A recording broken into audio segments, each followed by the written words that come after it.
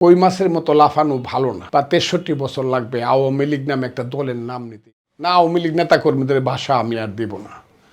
আমি এই কারণে দিব না যে এক সময় আওয়ামী লীগের 15ই আগস্ট হয়েছিল, সেই সময় আমরা ছিলাম, এখন আর কেউ নাই।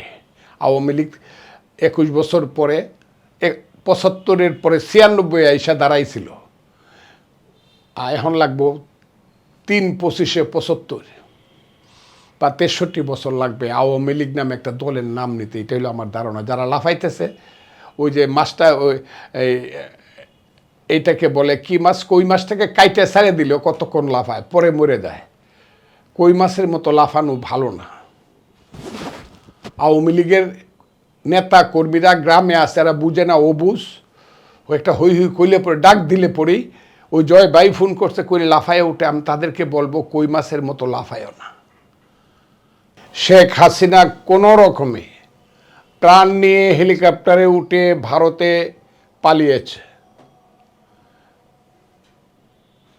তা না হলে অবস্থাটা কি হতো, ইতিহাসের গতি আরও কোন দিকে যেত।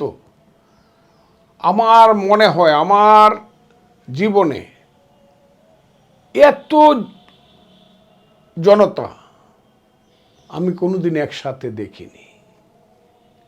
অকল্পনীয় ব্যাপার। সেই জনতা গণভবনে যাইতো, হাসিনাদের কি অবস্থা হতো আমি জানি না।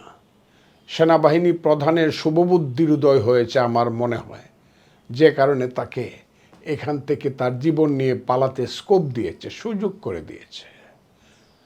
আমি মনে করেছিলাম এরপরে শেখ হাসিনার শুভবুদ্ধির উদয় হবে। ওই যে বলেছি, তিনি নিজে ডুববেন, তার মহান পিতাকে নিয়ে ডুববেন, তার দলকে নিয়ে ডুববেন। এখন উনি দেশকে ডুবাইবার চক্রান্ত করছেন। উনি দিল্লিতে বসে আবারও বললাম উনি দিল্লিতে বসে অন্যদের আশ্রয়ে, যে দিল্লি বাংলাদেশের মানুষের আপাতত কোনো ভালো চাচ্ছে না। দীর্ঘদিন যাবৎ শেখ হাসিনার কাঁধে সোয়ার হয়ে যে দিল্লি বাংলাদেশটাকে একটা সাবঅর্ডিনেট কান্ট্রিতে পরিণত করেছে। এবং আমি বারবার বলেছি আপনাদের মাধ্যমে, এরা হলো, শেখ হাসিনা হলো দিল্লির দাস। উবায়দুল কাদেররা যারা গোল টেবিল বৈঠকে বসে থাকে, এরা হলো দাস আনুদাস, কৃতদাস।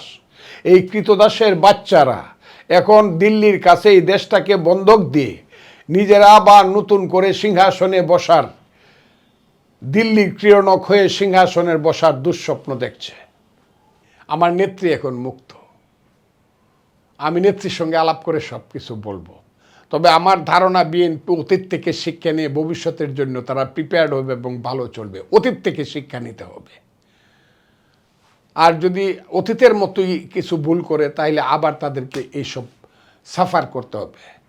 বিএনপি একা উদ্ধার হয় নাই, ছাত্ররা আইসা সহযোগিতা করিয়া, বলবো না, ছাত্ররা প্রধান রোল প্লে করিয়া আমাদেরকে উদ্ধার করছে। এই কথাটা মনে রাখতে হবে। বিএনপিকে সংশোধন যদি কোনো ত্রুটি থেকে থাকে হতে হবে।